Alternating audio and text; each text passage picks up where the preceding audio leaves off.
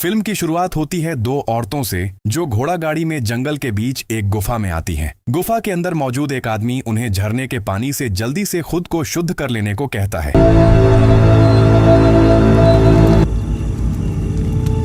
इसके बाद वो आदमी उनके सर पर पानी डालता है और कहता है कि अब नेचर ही तय करेगा कि आगे यह जिम्मेदारी किसे दी जाएगी। बगल में ही एक भयानक एंटिटी दिखाई देती है। फिर उन दोनों में से एक के ऊपर एक पत्ता गिरता है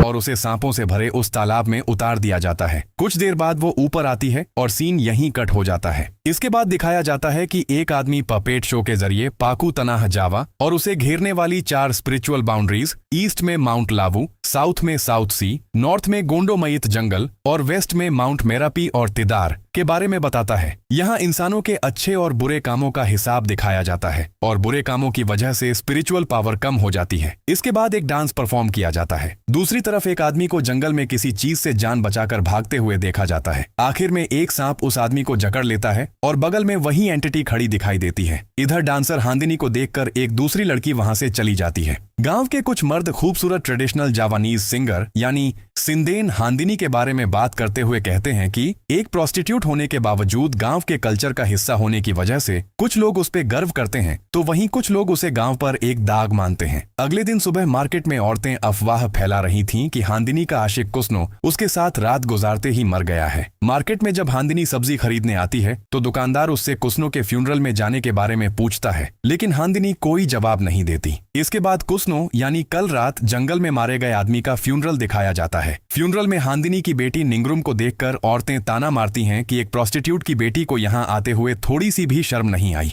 वो कुस्नो की मौत के लिए हांदिनी को ब्लेम करती हैं। निंगरुम यह सब बर्दाश्त नहीं कर पाती और वहां से चली जाती है। एक आदमी कहती है कि कुस्नो की मौत का असली रीजन हार्ट अटैक है या कुछ और, ये कौन जानता है। इसके बाद कुस्नो के रिलेटिव्स अपने लोगों के साथ हांदिनी के घर जाते हैं और कुस्नो की प्रॉपर्टी के जरूरी डॉक्यूमेंट्स मांगते हैं। हांदिनी उन्हें एक ब्रीफ केस देकर कहती है कि कुस्नो यहाँ कोई डॉक्यूमेंट्स छोड़कर नहीं गया है और उन्हें फालतू का तमाशा किए बिना चले जाने को कहती है। रिलेटिव्स धमकी देते हैं कि अगर उसने डॉक्यूमेंट्स नहीं दिए तो वो अफवाह फैला देंगे कि कुस्नो की मौत के पीछे हांदिनी का ही हाथ है। अगले सीन में दायू, जो कुस्नो की वाइफ है, अपने आदमियों के डॉक्यूमेंट्स न ला पाने पर भड़क जाती है और किसी भी हाल में वो डॉक्यूमेंट्स हासिल करने का स्ट्रिक्ट ऑर्डर देती है। एक दूसरा आदमी यानी जारो हांदिनी को बहुत चालाक बताता है और दायू को छुपकर हर तरह की मदद करने का वादा करता है। वो बताता है कि हांदिनी ने पहले उससे मदद मांगी थी, लेकिन नए अमीर मर्द मिलने के बाद उसने जारो को इग्नोर करके भगा दिया था। दायू जब पूछती है कि क्या वो उस पर भरोसा कर सकती है तो जारो उसे तसल्ली देता है और थोड़ा सब्र रखने को कहता है।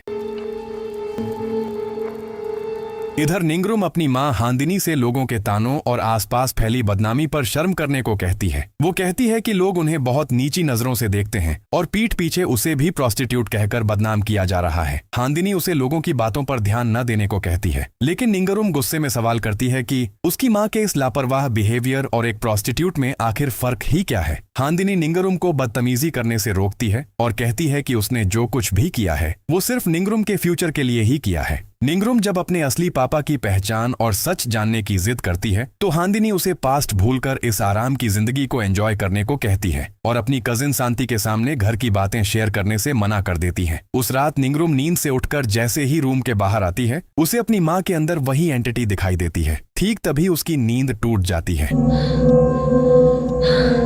अगले दिन हांदिनी के थिएटर में एक आदमी शांति के सामने अपना गुस्सा निकालते हुए कहता है कि हांदिनी के बार बार शो कैंसिल करने की वजह से उन्हें भयंकर फाइनेंशियल लॉस झेलना पड़ रहा है। शांति उसे शांत करने की कोशिश करती है। वो वहां नए और इनएक्सपीरियंस्ड वर्कर्स को काम पर रखने को लेकर भी नाराजगी जताता है। वो वार्न करता है कि अगर जल्दी कोई नया और अच्छा काम नहीं मिला तो उनके पास यह स्टूडियो छोड़ने के अलावा और कोई रास्ता नहीं बचेगा। यहाँ दिखाया जाता है कि हांदिनी कुस्नो की मौत को लेकर काफी टेंशन में है, लेकिन उसकी साथी उसे कुस्नो को भूलकर तांत्रिक सेमानु की डिमांड पूरी करने पर जोर डालती है। हांदिनी बताती है कि उस बूढ़े आदमी के साथ एक्टिंग करना बिल्कुल भी आसान नहीं था, पर उसकी साथी उसे याद दिलाती है कि इस ईविल काम के लिए वही चुनी गई है। दूसरी तरफ जारो निंगरुम का रास्ता रोककर कुस्नो के छोड़े हुए पैसे और डॉक्यूमेंट्स के बारे में पूछताछ करता है। निंगरुम उसे इग्नोर करने की कोशिश करती है और कहती है कि उसकी माँ काम करती है और कुस्नो सिर्फ उसकी माँ का बिजनेस पार्टनर था। जारो निंगरुम को उसकी माँ के घटिया कैरेक्टर के लिए ताने मारता है और कुस्नो की मौत का कसूरवार ठहराता है।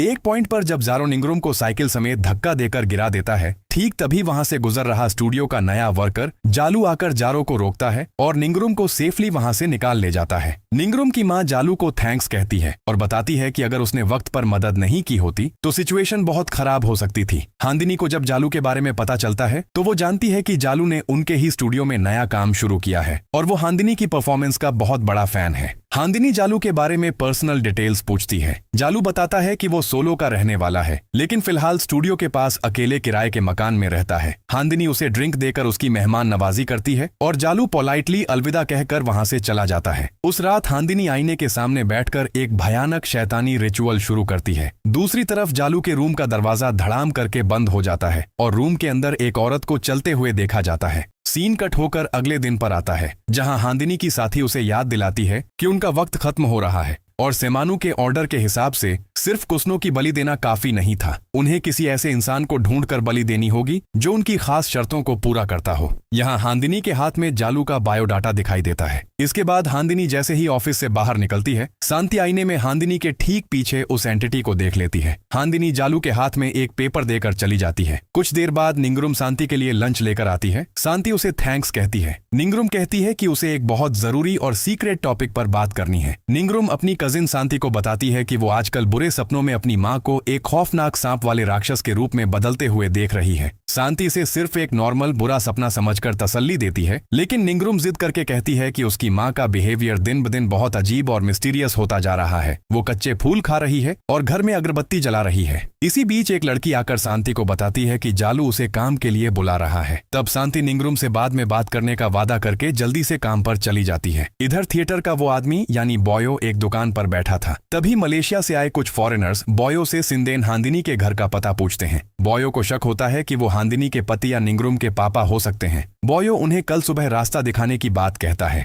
अगले सीन में बॉयो जारो को बताता है कि हांदिनी की तलाश में मलेशिया से कुछ अमीर लोग आए हैं और वो हांदिनी के पति या निंगरुम के पापा हो सकते हैं। जारो कहता है कि वो शायद हांदिनी की नया शिकार है। उस रात हांदिनी और जालू के बीच एक सुनसान जगह पर बातचीत होती है। जालू थोड़ा हिचकिचाता हुआ फील करता है कि हांदिनी जैसी पावरफुल और अट्रैक्टिव औरत आखिर उस जैसे आम लड़के के करीब क्यों आना चाहती है। हांदिनी जालू को समझाती है कि वो बाकी लड़कों से अलग है और उनकी खुशी किसी दूसरे की राय पर डिपेंड नहीं करती। वो गांव वालों की अफवाहों और निंगरुम के एतराज की परवाह न करने की सलाह देती है। दूसरी तरफ एक नाश्ता बेचने वाला जंगल के अंदर उस भयानक एंटिटी को देखकर अपनी गाड़ी छोड़कर ही बचाओ बचाओ चिल्लाते हुए भागना शुरू कर देता है। उसके ये चीख सुनकर बॉयो और जारो मदद के लिए आगे बढ़ते हैं और वहां उस चिलोक बेचने वाले की गाड़ी देखते हैं। ठीक तभी वो हांदिनी और जालू को एक साथ देख लेते हैं। हांदिनी जालू को लेकर अपने घर आ जाती है और पीछे पीछे बॉयो और जारो गांव वालों को लेकर वहां धावा बोल देते हैं। जब वो दोनों बाहर आते हैं तो जारो आधी रात को एक गैर मर्द जालू के साथ उसे करीबी हालत में रंगे हाथों पकड़ने का दावा करता है। जालू और हांदिनी खुद को बेगुनाह बताते हुए कहते हैं कि जालू असल में हांदिनी की बीमार बेटी निंगरुम को देखने आया है, लेकिन जारो इस बात को गाली देकर उड़ा देता है और धमकी देकर वहां से चला जाता है। इसी बीच शांति भी वहां आ जाती है।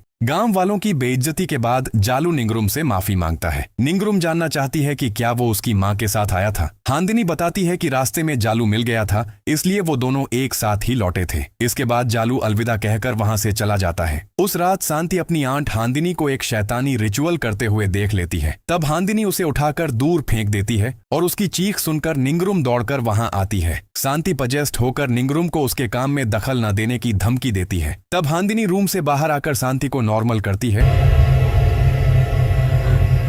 और उसे तुरंत उसके अपने घर ले जाने का ऑर्डर देती है। अगले सीन में शांति के घर पर जब निंगरुम उसका ख्याल रख रही थी, तब शांति डरी हुई आवाज में कहती है कि एक बूढ़ी दादी उनके पीछे पड़ गई है। निंगरुम पूछती है कि वो कौन है और कहाँ है। शांति हाथ से इशारा करती है। निंगरुम उस तरफ देखकर जैसे ही वापस पलटती है तो देखती है कि शांति सो रही है। निंगरुम हैरान होती है और एक आवाज सुनकर बेड से नीचे उतरते ही शांति के इशारा किए हुए जगह पर ही उस एंटिटी को देखती है। निंगरुम दरवाजे के पास आकर चेयर पर किसी को बैठा हुआ देखती है और पीछे पलटकर देखती है तो शांति बेड पर नहीं थी। निंगरुम चेयर पर बैठी लड़की को शांति समझकर आगे बढ़ती है तो वो लड़की भयानक रूप ले लेती है और निंगरुम देखती है कि शांति बेड पर पजेस्ट हालत में बैठी है। शांति दौड़कर आती है और निंगरुम का गला दबा लेती है। निंगरुम उसे धक्का देकर बाहर आती है और मदद के लिए चीखने लगती है, जिसे सुनकर गांव वाले एक क्याई को बुला लाते हैं। क्याई आकर शांति के सर पर हाथ रखकर दुआ पढ़ते हैं और शांति को उस जिन्न के कब्जे से आजाद कर देते हैं। इसके बाद वो निंगरुम को बताते हैं कि उनकी जानकारी के हिसाब से शांति बचपन से ही सुपरनैचुरल चीजों को लेकर बहुत सेंसिटिव रही है और उसके गुजर चुके पेरेंट्स ने उसकी थर्ड आई बंद करने की कोशिश की थी, पर फेल हो गए थे।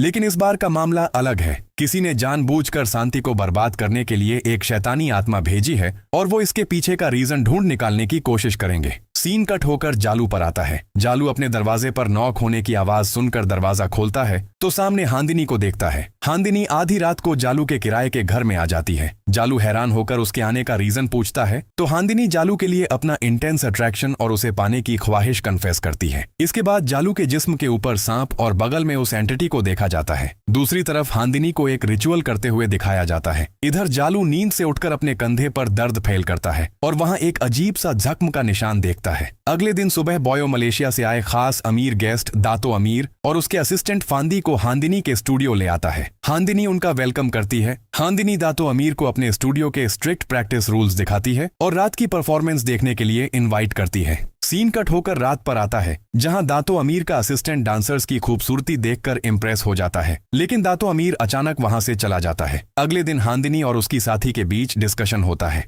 वो लोग मलेशिया के अमीर बायर अमीर के साथ डील फाइनल करने की उम्मीद जताते हैं ताकि कोई भी बुरी घटना होने से पहले उनका काम खत्म हो जाए। हांदिनी बताती है कि वो तांत्रिक सेमानु की बलि वाली शर्त यानी इकलौते बच्चे को ढूंढने की शर्त पूरी करने की कोशिश कर रही है, लेकिन यह बिल्कुल भी आसान नहीं है। इसी बीच बॉयो आकर शांति के फिर से जिन्न से पजेस्ट होने की खबर देता है, जिसे सुनकर हांदिनी तुरंत शांति के घर की तरफ निकल पड़ती है। पजेस्ट हालत में शांति पागलों की तरह तड़पती है और हांदिनी को सख्त वार्निंग देती है कि वो उनके साथ किया गया ईविल प्रॉमिस न तोड़े। वो जैसे ही हांदिनी पर झपट्टा मारती है, हांदिनी उसे नॉर्मल कर देती है। निंगरुम अपनी माँ के इन बेरहम और तांत्रिक तरीकों का सख्त विरोध करती है और शांति को बचाने की मिन्नत करती है, लेकिन हांदिनी जिद करती है कि शांति के लिए जो ठीक है वो खुद वही करेगी और उसे कैद करके वहां से चली जाती है। फिर शांति बताती है कि निंगरुम की माँ असल में एक ब्लड सैक्रिफाइस की तलाश में है। अगले सीन में हांदिनी सेमानु से माफी मांगते हुए बताती है कि वो अभी तक बलि के लिए कोई सही बच्चा नहीं ढूंढ पाई है। सेमानु उसे दोबारा याद दिलाता है कि उसे हर हाल में एक ऐसे इकलौते बेटे की बलि देनी होगी जिसका जन्म उल्टा हुआ था, यानी जिसके पैर पहले बाहर आए थे, और साथ ही वो मैजिकल एम्यूलेट भी लाना होगा। सेमानु उसे मूवी के शुरुआत में दिखाई गई जगह पर ले जाता है और एक एम्यूलेट देकर कहता है कि इसे कभी खोना मत। वो बताता है कि इस एम्यूलेट को बलि के खून से धोना होगा, क्योंकि हांदिनी के ऐशो आराम और दुनिया की खुशियों की डील का वक्त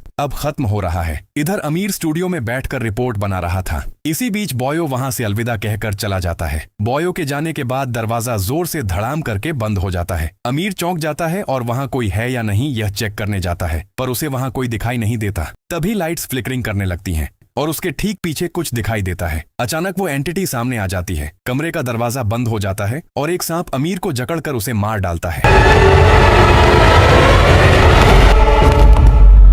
दूसरी तरफ जालू दायू से मिलने आता है। दायू जालू को हांदिनी के माया जाल में फंसने के लिए बुरी तरह डांटती है। दायू जालू को उसका असली मकसद और पहचान याद दिलाती है। तब जालू मानता है कि सब कुछ प्लान के हिसाब से ही आगे बढ़ रहा है और हांदिनी और उसकी बेटी का भरोसा जीतने के लिए ही वो इस प्यार का नाटक कर रहा है। दायू जब उसे जिस्म का भूखा कहती है तो जालू अपनी माँ की बीमारी और उधार के बोझ का हवाला देकर अपनी मजबूरी जताता है। दायू जालू की माँ की बीमारी के बारे में जानने के बावजूद उसकी ईमानदारी पर सवाल उठाती है और उसे स्वार्थी और पैसों का लालची कहकर गालियां देती है। जब वो जालू की पेमेंट कम करने की धमकी देती है तो जालू भड़क कर कहता है कि उसने उसके लिए अपनी जान दांव पर लगा रखी है। दायू जालू पर जिस्म फरोशी का इल्जाम लगाती है। जालू जैसे ही उस पर हाथ उठाने की कोशिश करता है, वो जालू के गले पर नाइफ रखकर वार्न करती है कि आगे से कभी उस पर हाथ उठाने की कोशिश न करे। इसके बाद जालू वहां से चला जाता है। दूसरी तरफ क्याई शांति को ईविल पावर्स के कब्जे से बचाने की कोशिश जारी रखते हैं। वो ईविल आत्मा बताती है कि तांत्रिक सेमानु ने उसे इस लड़की को ले जाने का ऑर्डर दिया है और क्याई इसमें कोई दखल न दें। खैर, क्याई दुआ पढ़कर शांति को फिर से नॉर्मल कर देते हैं। इसके बाद क्याई निंगरुम को माउंट तिदार से लाया गया एक होली एंशिएंट स्पीयर यानी बलि का हथियार देते हुए बताते हैं कि ऊपर वाले ने चाहा तो इस होली भाले से वो शैतानी डील में फंसे लोगों को, खासकर अपनी माँ और खुद को बचा पाएगी। निंगरुम अपनी माँ की डील की बात सुनकर हैरान होती है तो क्याई बताते हैं कि उसकी माँ हांदिनी असल में तांत्रिक सेमानु के साथ एक शैतानी डील में बंधी हुई है। वो निंगरुम को उसकी माँ के रूम में छुपाकर रखे गए तांत्रिक पूजा के सामान को ढूंढ निकालने का ऑर्डर देते हैं। क्याई एक्सप्लेन करते हैं कि हांदिनी सेमानु के कंट्रोल वाले एक डेंजरस डार्क कल्ट से जुड़ी हुई है। सेमानु दूर किसी गुफा में साधना करके अपनी एस्ट्रल बॉडी प्रोजेक्ट करके कहीं भी आ जा सकता है। इस शैतानी डील के लिए एक खास ब्लड सैक्रिफाइस की जरूरत होती है। अगर सही बलि नहीं मिली तो डील करने वाली यानी हांदिनी खुद मारी जाएगी। इसी वजह से हांदिनी अब किसी सही शिकार की तलाश कर रही है। क्याई निंगरुम को शांति को साथ लेकर जल्दी से उन्हें फॉलो करने को कहते हैं और निंगरुम वहां से निकल जाती है। इधर बॉयो अपने रूम की चाबी भूलकर स्टूडियो में छोड़ आने की वजह से जब वापस लौटता है तो वहां अमीर की डेड बॉडी देखता है। दूसरी तरफ जालू हांदिनी के पास जाता है। हांदिनी जालू को चाय देकर बताती है कि वो बेडरूम में वेट करेगी। हांदिनी रूम में जाकर अपना रिचुअल शुरू करती है। जालू चुपके से आकर हांदिनी को सांप के साथ रिचुअल करते हुए देख लेता है। खैर, जालू उसके रूम में घुसकर हांदिनी के साथ फिजिकल रिलेशन बनाता है। दूसरी तरफ भड़के हुए गांव वाले लाठी डंडे और आग लेकर सिंदेन हांदिनी का घर जलाने के लिए दौड़ पड़ते हैं। बाकी लोगों को बाहर रोककर जारो और बॉयो घर के अंदर घुसते हैं और जालू और हांदिनी को एक साथ पकड़ लेते हैं। जारो बुरी तरह भड़ककर हांदिनी को प्रोस्टिट्यूट और सारी फसाद की जड़ कहकर गालियां देता है। फिर जारो और बॉयो उन दोनों को बाहर ले आते हैं। जालू और हांदिनी के बाहर आते ही गुस्से में आग बबूला गांव वाले उनके कपड़े फाड़कर बेइज्जती करने के लिए उन पर टूट पड़ते हैं। ठीक तभी गांव के मुखिया आकर उन्हें शांत होने को कहते हैं और बिना सबूत के कानून अपने हाथ में न लेने का ऑर्डर देते हैं। वो गांव वालों को अपने अपने घर वापस लौटने को कहते हैं और इस सब पर शर्म जताते हैं। गांव वालों के वापस जाने के बाद मुखिया हांदिनी और जालू को भी घर के अंदर आने को कहता है। मुखिया कहता है कि उसके सही वक्त पर आने से एक बहुत बड़ा बवाल टल गया, लेकिन आगे अगर गांव वाले वायलेंट हुए तो वो कोई जिम्मेदारी नहीं लेगा। तब हांदिनी की साथी मुखिया के हाथ में एक मोटी रकम थमा देती है। इधर जालू हांदिनी के बेडरूम की तलाशी लेता है और उसे एक नाइफ मिल जाता है। फिर जालू जैसे ही बाहर आता है, हांदिनी उसे लाठी से एक जोर की मारती है। हांदिनी जालू को अपनी प्रॉपर्टी बताती है। जालू वहां से भागने की कोशिश करता है लेकिन भाग नहीं पाता। हांदिनी और उसकी साथी जल्दबाजी में सेमानु के पास जाने का डिसीजन लेती हैं, लेकिन जालू वो नाइफ हांदिनी की साथी के पैर में स्टैब कर देता है। तब हांदिनी जालू को फिर से पीटना शुरू कर देती है और इसी बीच वो औरत जालू को स्टैब करके मार डालती है। फिर वो सेमानु के पास माफी मांगने और कोई रास्ता ढूंढने जाने का डिसीजन लेती है। दूसरी तरफ जारो दायू को बताता है कि हांदिनी को कुसनो से कोई पैसा नहीं मिला है। काम पूरा न कर पाने की वजह से दायू जारो पर बुरी तरह भड़क जाती है और उसे बिना कोई पेमेंट दिए उल्टा गालियां देकर वहां से चली जाती है। तब जारो पीछे से आकर दायू का गला घोंट देता है। दायू के मरते ही जारो वहां से भाग जाता है।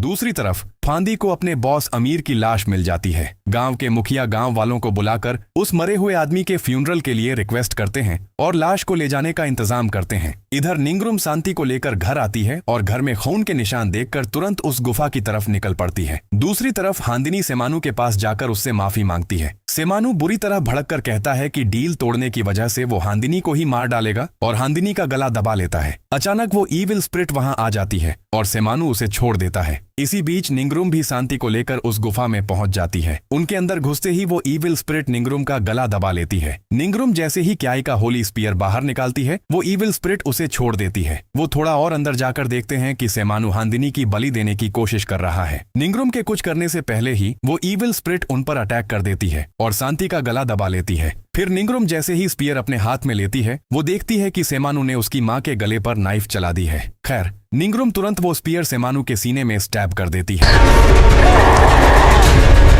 सेमानु के मरते ही उस ईविल स्पिरिट का भी हमेशा के लिए अंत हो जाता है। फिर वो अपनी मरी हुई मां के पास जाकर रोने लगती है। निंगरुम को अपनी मां के हाथ में कागज में लिपटा हुआ सेमानु का दिया गया वो एम्यूलेट मिलता है, जिसे वो उठाकर अपने हाथ में ले लेती है और इसी के साथ यह मूवी यहीं पर खत्म हो जाती है।